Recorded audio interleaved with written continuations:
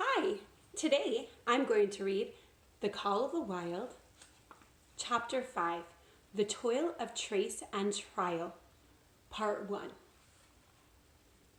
30 days from the time it left Dawson, the saltwater mount with Buck and his mates at the fore, arrived Segway. They were in a wretched state, worn out and worn down. Buck's 140 pounds had dwindled down to 115. The rest of his mates, the lighter dogs, had relatively lost more weight than he.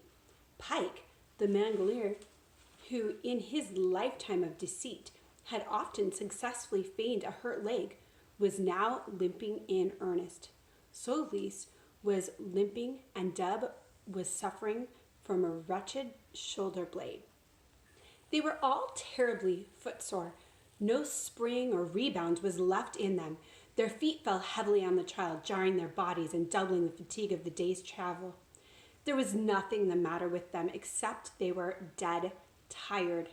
It was not the dead tiredness that comes from brief and excessive effort, from which recovery is a matter of hours, but it was the dead tiredness that comes through the slow and prolonged strength drainage of months of toil. There was no power of recuperation left, no reserve strength to call upon. It had been all used, the last least bit of it. Every muscle, every fiber, every cell was tired, dead tired. And there was reason for it. In less than 5 months, they had traveled 2,500 miles during the last 1,800, of which they had but 5 days rest.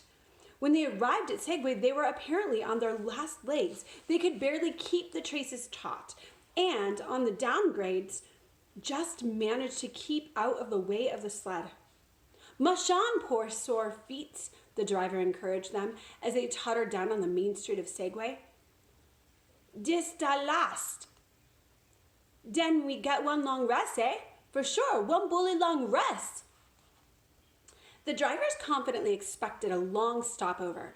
Themselves, they had covered 1,200 miles with 2 days' rest, and in the nature of reason and common justice, they deserved an interval of loafing.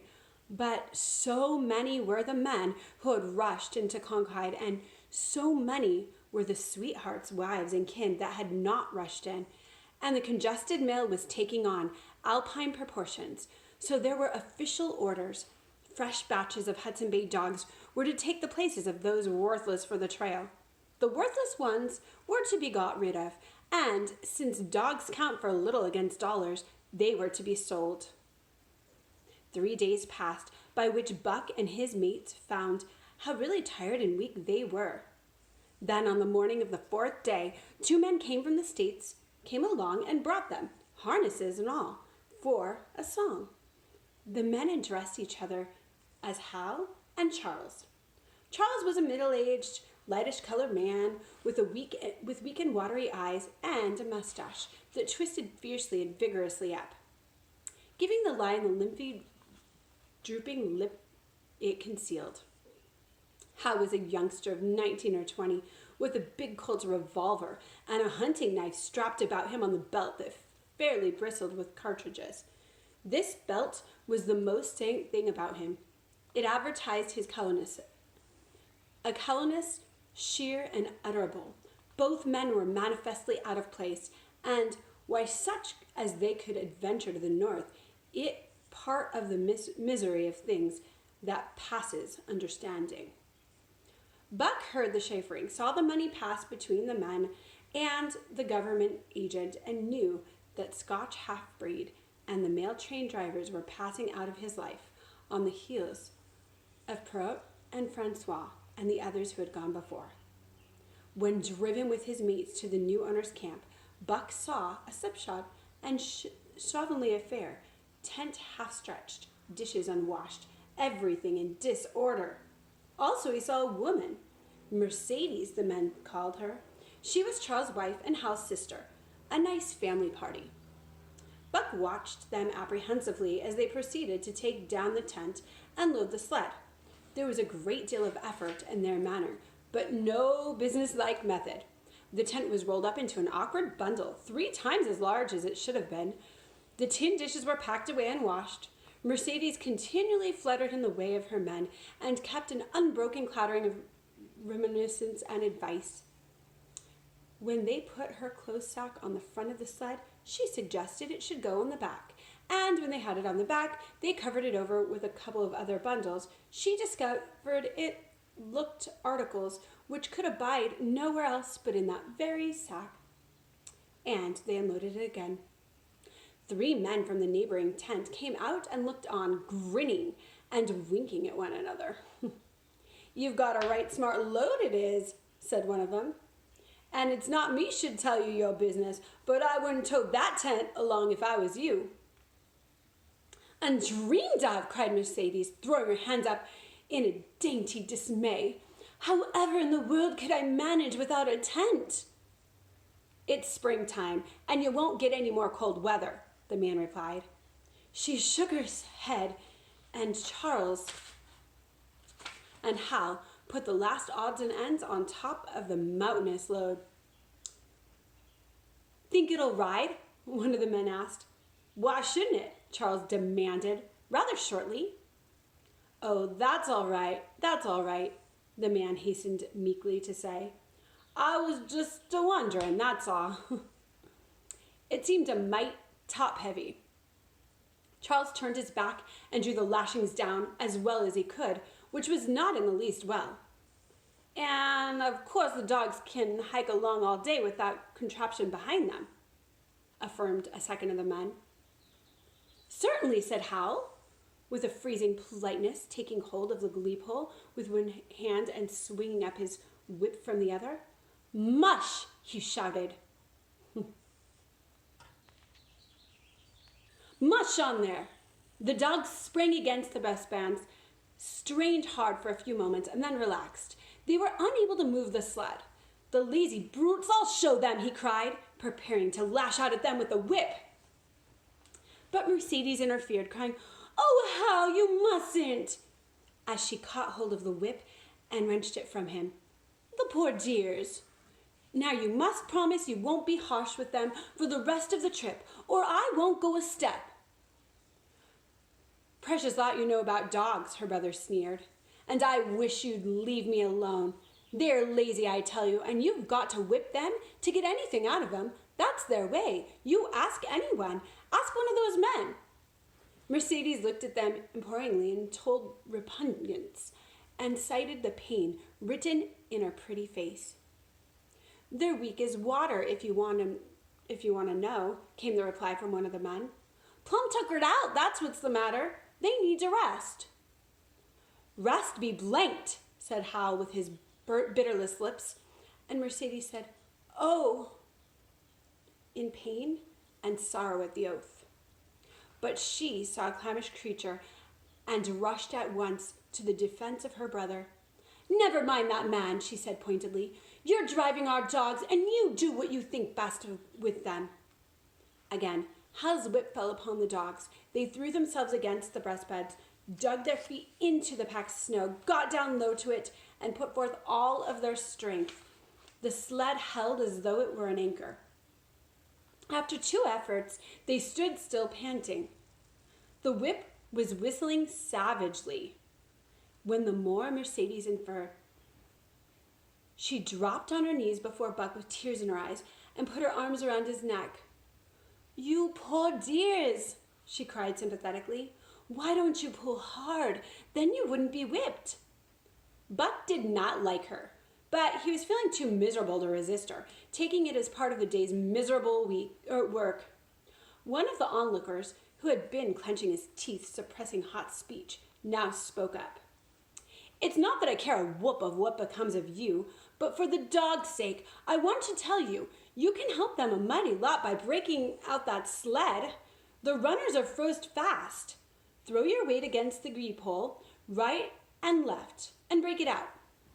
A third time the attempt was made, but this time following the advice, Hal broke out the runners, which had been frozen to the snow. The overloaded and unwieldy sled forged ahead, Buck and his mate struggling frantically under the rain of blows. 100 yards ahead, the path turned and sloped sleepy into the main street.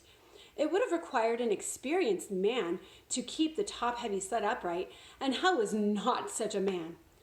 As they swung on the turn, the sled went over, spilling half its load through the loose lashings. The dogs never stopped. The lightened sled bounded on its side behind them. They were angry because of the ill treatment they had received and the unjust load. Buck was raging. He broke into a run, the team following his lead. Hal cried, "Whoa! Whoa!"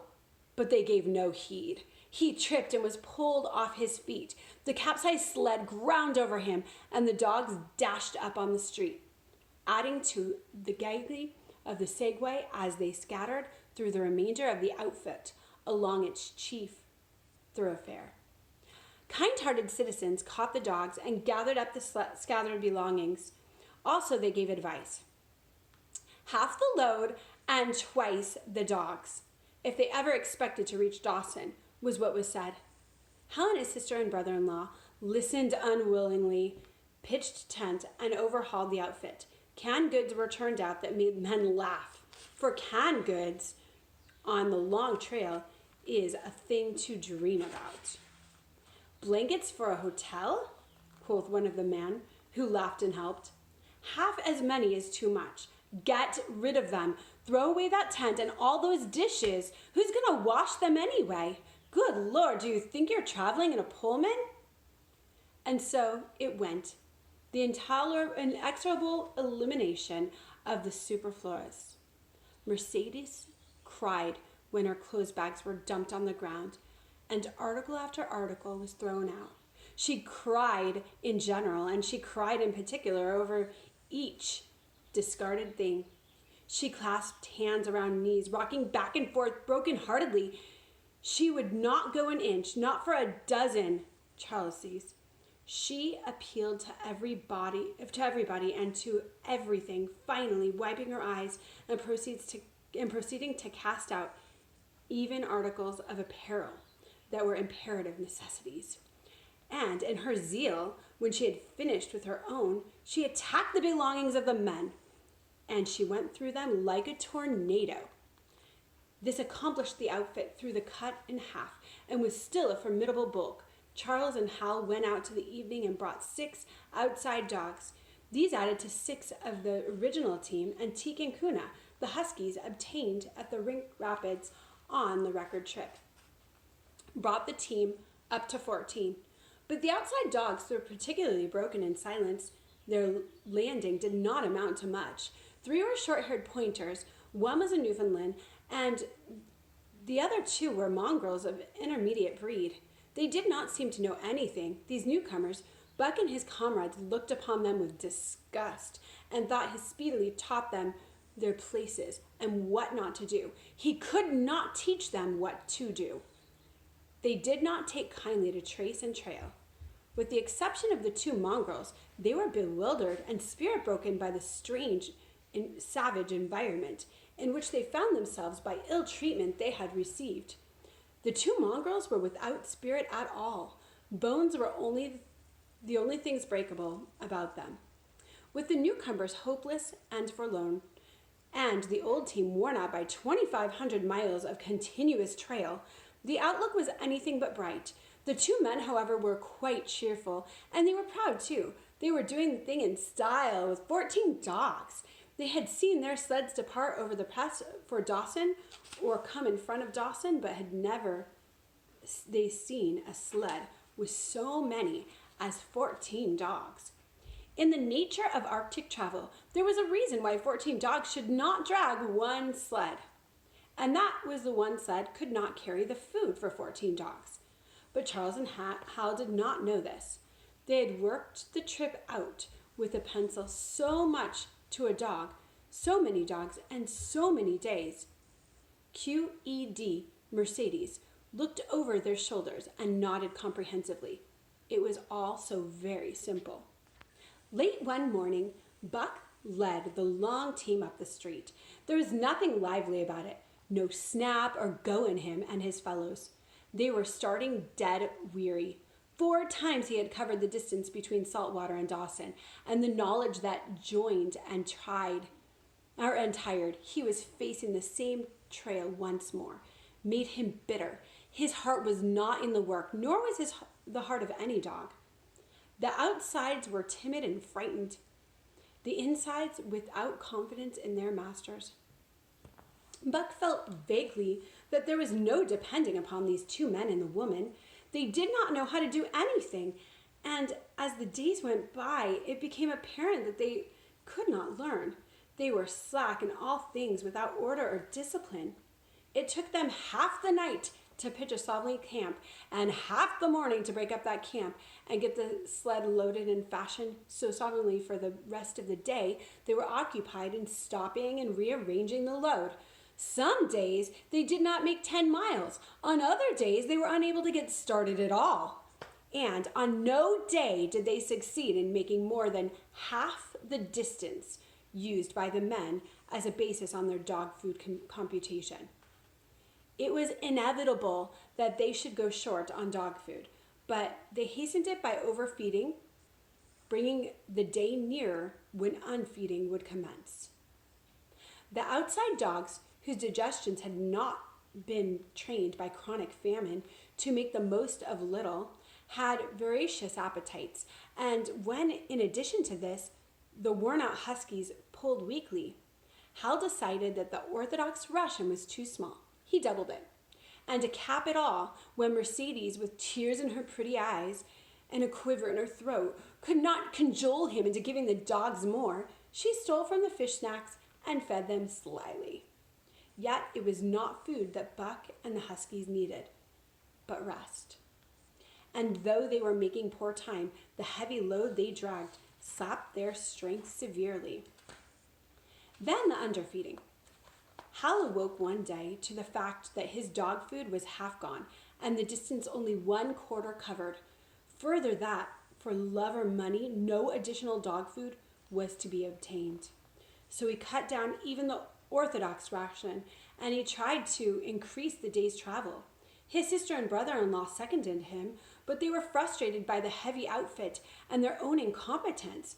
It was a simple matter to give the dogs less food, but it was impossible to make the dogs travel faster, while their own inability to get underway earlier in the morning prevented them from traveling longer hours. Not only did they not know how to work dogs, but they did not know how to work themselves. The first to go was Deb, poor blundering thief that he was, always getting caught and punished. He had none the less been a faithful worker. His wretched shoulder blade, untreated and unrested, went from bad to worse, till finally Hal shot him with a big Colt's revolver. It's a saying in the country that an outside dog starves to death on the ration of the husky, so the 6 outside dogs under Buck could do no less than die on half the ration of the husky. The Newfoundland went first, followed by the 3 short-haired pointers, the 2 mongrels hanging more grittily onto life, but going in the end. That's the end of what we're going to do now on the Call of the Wild. The question for you today is, how does Mercedes show herself as a shallow person? Thanks.